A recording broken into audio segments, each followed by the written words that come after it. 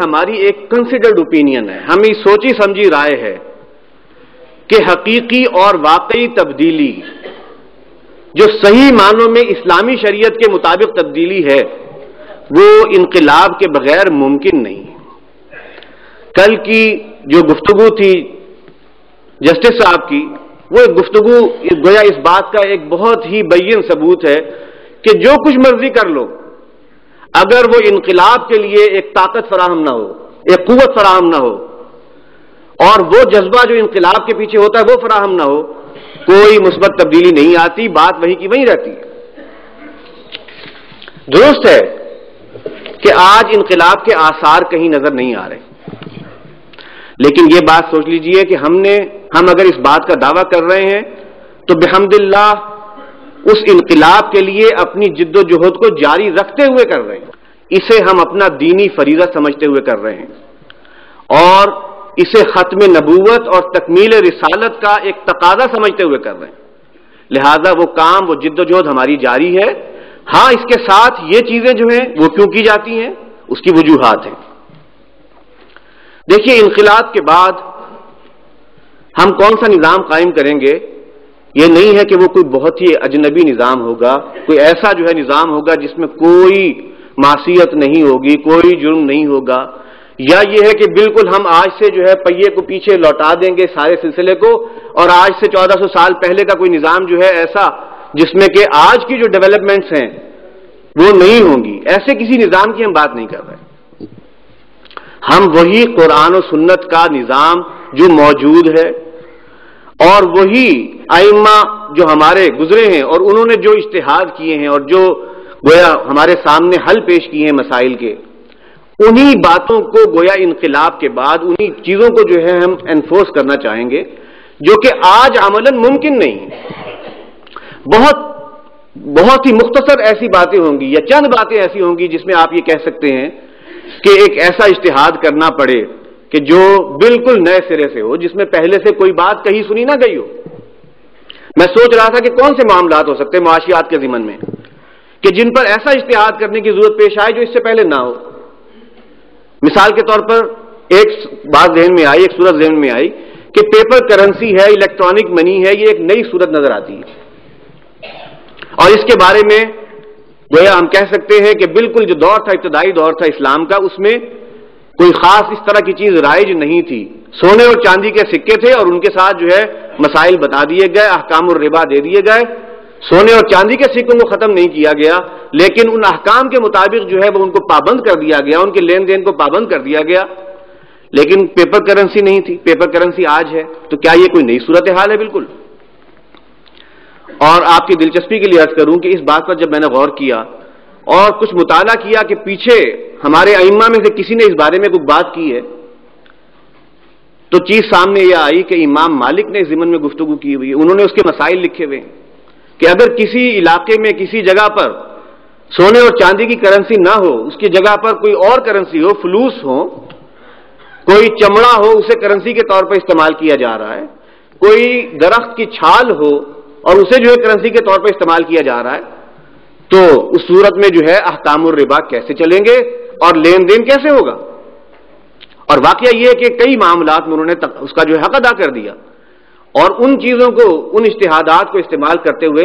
آج paper currency کے بارے میں کوئی حکم دینا مشکل کام نہیں ہے، بہت ہی کوئی خاص معاملہ ہوگا جس پر کوئی نئی رائے لانی پڑے۔ لیکن یہ ہے کہ جس طریقے سے انہوں نے اس کے اوپر بحث کی ہے اور ابن قدامہ نے بحث کی ہے، اس سے تو اندازہ یہ ہوتا ہے کہ انہوں نے پوری طرح سے فورسی کر لیا تھا کہ کیا معاملہ ہوگا اگر اس قسم کی کوئی کرنسی رائج ہوگی۔ انقلاب کی صورت میں جو فوائد حاصل ہوں گے وہ کیا ہیں؟ دیکھیے، انقلاب، اسلامی انقلاب کا مطلب ہے ایسے حالات کہ جس میں شریعت کی مکمل بالادستی ہو، کوئی اف اینڈ بٹ کا امکان نہ ہو۔ آج ہمارے لیے کیا ہوتا ہے، کسی معاشرتی مسئلے کے اوپر جو ہے کوئی بات کی جائے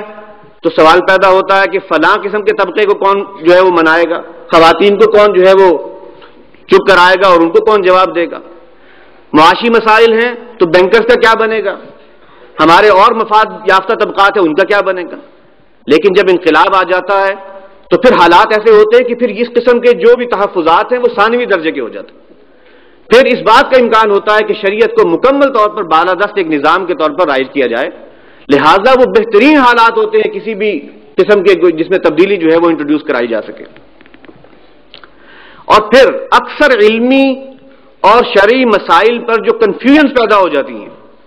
ان کا خاتمہ بھی انقلاب کے بعد ہی ممکن ہے۔ آج حالات یہ ہے کہ بہت سے ایسے معاملات ہیں جس پر ہم جب سوچتے ہیں کہ وہ کیسے ہوں گے، اسلامی شریعت کے مطابق کیسے ہوں گے، تو ہمارے سامنے پیرامیٹرز آج کے گیون سرکمسٹانسز ہیں۔ آج کل کے حالات میں ہم سوچتے ہیں تو لے دے کر انہی میں پلس مائنس کرتے ہوئے سوچنا پڑتا ہے۔ اور اگر مثال کے طور پر کوئی شخص ہے وہ کاروبار کر رہا ہے، اس کا کاروبار جائز ہے، لیکن اگر اس کے ذہن میں آج جو ہے وہ رائج جو سود ہے وہ بینچ مارک کے طور پر آ جاتا ہے، وہ سوچتا ہے کہ مجھے اتنا تو لینا ہی چاہیے، تو وہ سود ایک بینچ مارک جو پڑا ہوا ہے وہ اس کے ذہن میں ایک خلط جو ہے وہ خلط محبت کر دیتا ہے، اس کے ذہن میں جو ہے شکوک و شبہات پیدا کر دیتا ہے کہ پتہ نہیں میں جو کر رہا ہوں وہ صحیح ہے کہ غلط ہے۔ اور جب اسلام آیا تھا تو آپ کو معلوم ہے کہ جو ایسے اعتقادات تھے، لوگوں نے سوچا کہ یہ ایک جانور ہے، اس نے ایک بکری ہے، یہ ایک گائے ہے، یہ جو ہے اونٹنی ہے، اس اتنی مرتبہ جو ہے بچہ جن چکی ہے، اب اس کو ایک خاص تقدس حاصل ہو گیا ہے، اب اسے کوئی نہیں کھا سکتا۔ فلاں جانور ہے، اس کو ایک خاص تقدس حاصل ہو گیا ہے کہ وہ کسی کے نام پر اسے کوئی نہیں کھا سکتا۔ قرآن نے ایسی تمام اس قسم کی جو تھے تحفظات یا اس قسم کی جو شبہات تھے ان کی نفی کر دی، فرما دیا نہیں، اس میں کوئی حرج نہیں ہے، لا جناح علیکم، یہ تمام چیزیں اللہ نے جائز قرار دی ہیں، الا یہ کہ اس کے اندر یہ معاملات ہوں، یہ حرام ہے، اسے بتا دیا گیا۔ تو یہی معاملہ آج ہوتا ہے، بہت سی چیزوں کے اوپر اشکال ایسا ہو جاتا ہے کہ کچھ سمجھنا، جب بھی میں گفتگو کرتا ہوں کسی کے سامنے تو بات یہ آتی ہے کہ ہم رہ کر آج کے حالات میں سوچ رہے ہیں اور بات ہم کر رہے ہیں اسلام کے حقیقی تصور کی، جو کہ آج ویولائز کرنا ممکن نہیں۔ مجھے وہ یاد آتا ہے جو قول ہے، مشہور جملہ کہ وہ جو کہا گیا تھا کہ انا قد ارسلنا لنخرج الناس من ظلمات الجہالہ، جہالت کے ظلمات، اندھیروں سے جو ہے نکال دیں ہم لوگوں کو، الی نور الاسلام، اسلام کے نور کی طرف لے آئیں۔ یہ اسلام کے نور کی طرف اسی وقت آنا ممکن ہے جب واقعتاً اسلامی نظام کے گویا قیام کے حالات میسر ہوں، تب تو اسلام کا نور نظر آتا ہے، بصورت دیگر ایک کنفیوژن رہتی ہے۔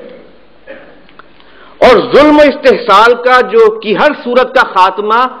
یہ انقلاب کے بغیر ممکن نہیں۔ کل ہمارے سامنے ہمارے ایک فاضل مقرر نے بہت عمدہ خطاب کیا جس میں جو ظلم اور استحصال اور جبر، اور خاص طور پر وہ جبر جو مالی معاملات کے ضمن میں کیا جاتا ہے، اس کی نقشہ کشی کی تھی انہوں نے، کس طریقے سے اس وقت جو ہے ایک بینکرز کا طبقہ یا جو اونرز ہیں، وہ بڑے بڑے بینکوں کے اونرز، وہ کس طریقے سے اس پورے نظام کو جکڑے ہوئے اور اس سے نکلنا ممکن نظر نہیں آتا۔ یہ جبر ہے، استحصال ہے۔ اب میں اس پر جب غور کرتا ہوں کہ اس قسم کے حالات میں ہمارے لیے کیا گویا سبق ہے، ہمیں کیا کرنا چاہیے، تو مجھے یہ نظر آتا ہے کہ ایک دور وہ تھا اسلام کا جبکہ اسلام رائز پر تھا اور مسلمانوں کی طرف سے پیش قدمی تھی، دوسرے لوگوں کو جا کر کہا جاتا تھا کہ یا تو اسلام لے آؤ، ہمارے برابر کے بن جاؤ گے، بھائی بن جاؤ گے، اسلام نہیں لاتے چھوٹے بن کر رہو، جزیہ دو، اور یہ بھی نہیں کرتے تو تلوار ہمارے اور تمہارے مابین فیصلہ کرے گی۔ یہ جو صورتحال تھی، آج صورتحال برعکس ہو چکی ہے۔ آج غیر مسلم طاقتیں اور قوتیں تقریباً ایسا ہی معاملہ مسلمانوں کے ساتھ کر رہے ہیں۔ اب یہ ایک ایسی مثال ہے جسے ہم یہاں پر دیکھیں تو جو منی ماسٹرز آج کے بڑے بنے بیٹھے ہیں، جو استحصال کر رہے ہیں، اگر اسلامی نظام قائم ہو اور اسلام جو ہے اسی طرح سے رائز پر ہو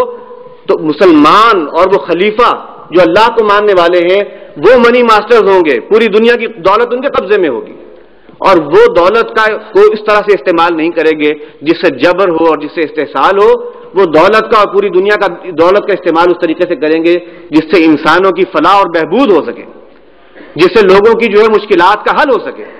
لہٰذا آج کے ان منی ماسٹرز پر الزام نہیں ہے، وہ تو ہمارے دشمن ہیں ہی، ان کی دشمنی تو ہمیشہ سے ہمارے لیے گویا کھلی پڑی ہے، قرآن نے بیان کر دی ہے کہ ان کی دشمنی جو منہ سے کہتے ہیں اس سے کہیں بڑھ کر ہے۔ وہ تو یہ کہیں گے کہ بھائی ہم نے تمہیں کب کہا تھا، تم نے ایک اتنی بڑی جو ہے اسلامی سلطنت